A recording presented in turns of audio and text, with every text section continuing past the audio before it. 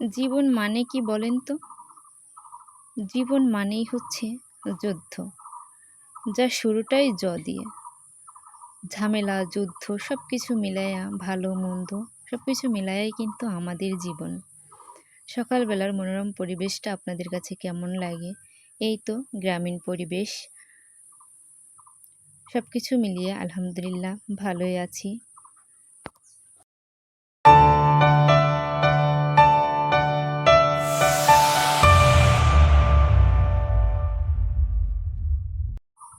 আসসালামু আলাইকুম।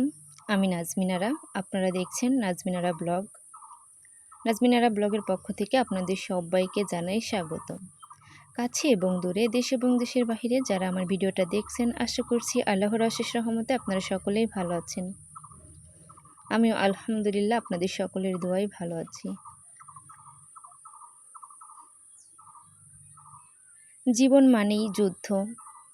আমাদের জীবনে এমন সময় আসে,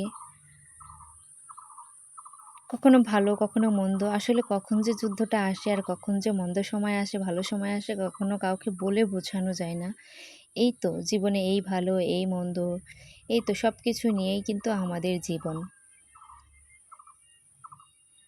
জীবনে যাই কিছু হোক না কেন, যা কিছু মানুষ বলুক, সমাজ বলুক, আপনাকে কিন্তু আপনার জায়গাতে দাঁড়িয়ে স্থির থেকে আপনাকে আপনার লক্ষ্যে পৌঁছাইতে হবে। এই যে জীবন মানে যুদ্ধ, এটা নিয়ে যদি আপনি বসে থাকেন না, তাহলে কিন্তু আপনি জীবনে এক পাও আগাতে পারবেন না। এই যুদ্ধকে সামলে অতিক্রম করে আপনি যখন যাইতে পারবেন, তখন কিন্তু আপনি সফল হতে পারবেন। আপনাকে সব কিছুর বিপরীতে যায় হলেও আপনার জীবনে আপনার লক্ষ্যকে পৌঁছাতে হবে। আপনি একটা জিনিস মনে রাখবেন, আপনি যদি আপনার লক্ষ্যটাকে স্থির রাখেন, শুধুমাত্র আপনি আপনার লক্ষ্যটাকে স্থির রাখতে পারেন, তাহলে কিন্তু আপনি সফল।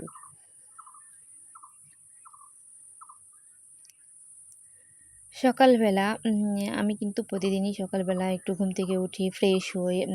আমার নিজের পার্সোনাল যে ব্যক্তিগত বন্দেগী ইবাদত থাকে, আমি ইবাদত বন্দেগী করার পরে এরপরে কিন্তু বাহিরে হাঁটাহাঁটি করি।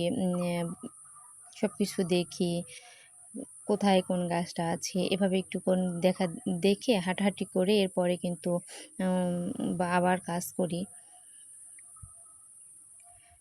গ্রামে থাকি, আবার দেখা যাচ্ছে অনেক সময় গ্রামের কিছু ফেস করি, আবার অনেক সময় দেখা যাচ্ছে আমি শহরের মতোই বসবাস করি। যেমন গ্রামের মতো যেটা বসবাস করি সেটা হচ্ছে এই যে সব কিছু কাজ কাম বাহিরে, বাহিরে রান্না, উঠান বাড়ি ঝাড়ু দেওয়া, হাঁস মুরগি, শাকসবজি এগুলা। আর শহরে যে ভাব যেটা, সেটা আমি ম্যাক্সিমাম টাইমই ঘরের মধ্যেই থাকি। এটা খুব কম মানুষের সঙ্গে যাই গল্প আলাপ কথাবার্তা বলি। তো আমি কিন্তু বেশ কিছুক্ষণ কাজ করে নিয়েছি। ওইদিকে মুরগিগুলা ছেড়ে দিয়েছি, তারাও হেঁটে বেড়াচ্ছে, খাচ্ছে। এরপরে উঠানটা ঝাড়ু দিয়ে নিয়েছি। জালে ধরা যে মাছ আনছে সেই মাছগুলাই আমি কিন্তু আপনাদের সঙ্গে দেখাচ্ছি। এই যে মাছগুলা কিন্তু তাজা, কিভাবে লাফ দিচ্ছে। এই গুড়া মাছগুলো আমি কেটে নিয়েছিলাম, আর যে বড় মাছটা, এই মাছটা কিন্তু আমি কাটতে পারি না। আমি মাছ কাটার দিক দিয়ে খুব একটা পারদর্শী না। বললাম না জীবন মানে যুদ্ধ, এই মাছ কাটাটা আমার জীবনে কিন্তু একটা যুদ্ধের মতো। আমি কিন্তু আগে পরে কখনোই মাছ কাটতে পারি না। মাছ কাটা জিনিসটা আমার কাছে পছন্দ না। আমি সব কিছুতেও টুকটাক এক্সপার্ট হইলেও আমি কিন্তু এই মাছ কাটাতে খুব একটা এক্সপার্ট না, বা আমি পারিও না, বা আমার পছন্দও না। আমার অপছন্দের তালিকার একটি কাজ, সেটা হচ্ছে মাছ কাটা। তো এই গজার মাছটা কিন্তু ১ কেজি প্লাস ছিল মেবি। তো আমি ওই মাছটা রেখে দিয়েছিলাম। বাকি যে গুঁড়া মাছগুলো ছিল সেগুলো কিন্তু আমি কেটে নিয়েছি। আর ওই মাছটা এই যে মাকে বলছিলাম আপনি কাটেন। কারণ মা জানে আমি যখন শুরুতে এ বাড়িতে এসেছিলাম, একটা পুঁটি মাছও যদি লাফ দিত আমি ভয় পাইতাম। বা একটা খয়রা মাছ লাফ দিছে, আমি ওই মাছটা ছেড়ে দিতাম, কাটতে পারতাম না। তো এরকম একটা হাস্যকর বিষয়, সবাই হাসাহাসি করতো। যাক আমার তাতে কোনো সমস্যা নেই। ওটা নিয়ে আমি ভয় পাই, আমি কাটতে পারি না। আমার কাছে কেমন জানি আনইজি লাগে, ইজি লাগে না কাজগুলা। তো যাই হোক, আমি মাছটা রেখে দিয়েছিলাম মার জন্য। মাও কাজ করতেছিল, সে কিন্তু বেশ কিছুক্ষণ পরে এই মাছটা কেটে নিয়েছে। আমি জানিই না যে এই মাছটা কেমনে কাটতে হয়, কারণ আমি বাবার বাড়িতেও কখনো মাছ কাটি নাই।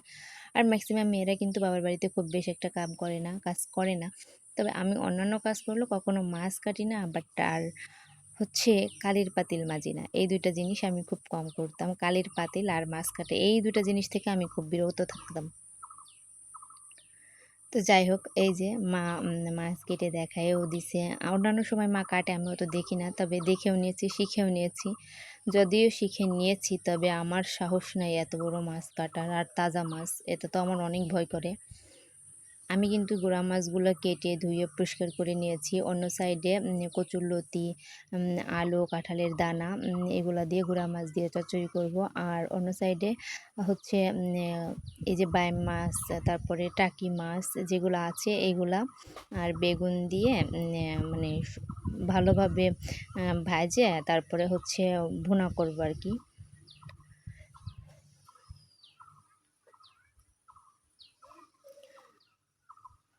এই যে কচুরলতি আর হচ্ছে গুঁড়া মাছ চচ্চড়ি, বেগুন আর টাকি মাছের মশলা দেয়া। বিকালবেলা কাপড় চোপড়গুলা উঠায় নিচ্ছিলাম। ভিডিও শেষ পর্যায়ে এসে একটা কথা আপনাদের কাছে বলবো, সেটা হচ্ছে এখনও যারা আমার ভিডিওটা দেখছেন সবাই একটা লাইক দিয়ে কমেন্ট বক্সে কমেন্ট রেখে যাবেন। সবাই ভালো থাকবেন। আল্লাহ হাফেজ।